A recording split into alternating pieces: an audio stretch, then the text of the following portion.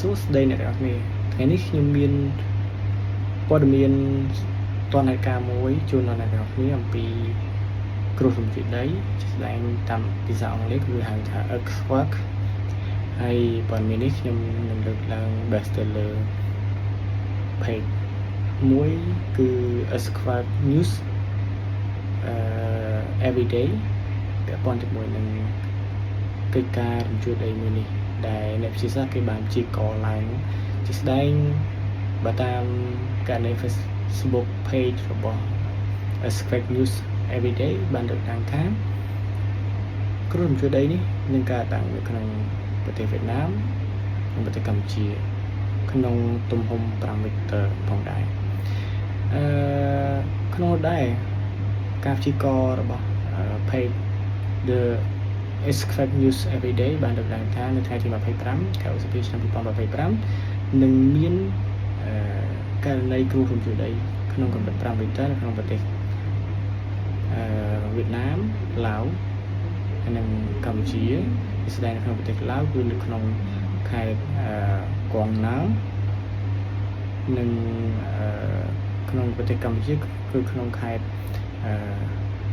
បានដុងហើយនិងរតនគិរីហើយនៅក្នុងប្រទេសឡាវផងដែរនៅក្នុងម៉ោង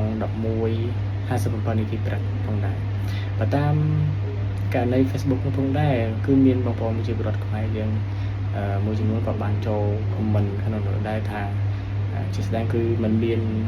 ករណីគ្រោះរំជើបដីអីកើតឡើងទេនៅក្នុងខេត្តបានដុងឬក៏រតនគិរីផងដែរជាស្ដែងបើតាមករណី Facebook ផ្សេងៗទៀតក៏បាននិយាយចឹងដូចគ្នាខ្ញុំគ្រាន់តែកត់សម្គាល់ចង់ឲ្យអ្នកទាំងអស់គ្នាកត់សម្គាល់ថាករណីការព្យាករណ៍របស់អ្នកវិទ្យាសាស្ត្រពេលខ្លះគាត់អាចនឹងព្យាករណ៍ត្រូវវាអាចនឹងកើតឡើងពេលខ្លះក៏មិនអាចនឹងកើតឡើងផងដែរប៉ុន្តែជាស្ដែងយើងគួរតែព្យាយាមប្រុងប្រយ័ត្នឲ្យបានច្រើនក្នុងករណីគ្រោះរំជើបដីនេះផងដែរព្រោះការព្យាករណ៍វាតែងតែមានលក្ខណៈជាវិទ្យាសាស្ត្រអញ្ចឹងវាមានករណីផ្សេងគ្នាដោយដែលអ្នកនរគ្នាបានដឹងអញ្ចឹងវាអាចនឹងកើតឡើងការពិតជាស្ដែងនិងមិនអាចកើតឡើងហើយអញ្ចឹងអ្នកនរគ្នាគួរតែមានការប្រុងប្រយ័ត្ននៅក្នុងការរស់នៅប្រចាំថ្ងៃក៏ដូចជាការធ្វើម៉េចដែលថាយើងចេះទប់ស្កាត់អញ្ចឹងណាបើសិនជាមានករណីនោះកើតឡើងហ្នឹងវាយើងអាចដឹងមុនអញ្ចឹងយើងគួរព្យាយាមប្រុងប្រយ័ត្នបានច្រើនអរគុណអ្នកទាំងអស់គ្នាសម្រាប់ការយកចិត្តទុកដាក់ស្ដាប់ព័ត៌មានអំពីគ្រោះរំជើបដីឬក៏ earthquake តាមដែលការលើកឡើងរបស់ខ្ញុំតាមទំព័រ Facebook The Earthquake News Everyday មួយនេះសង្ឃឹមថាអ្នកទាំងអស់គ្នាបានទទួលជាព័ត៌មានអ្នកទាំងអស់គ្នាហើយជូនពរអ្នកទាំងអស់គ្នាសុខសប្បាយហើយក៏ដូចជា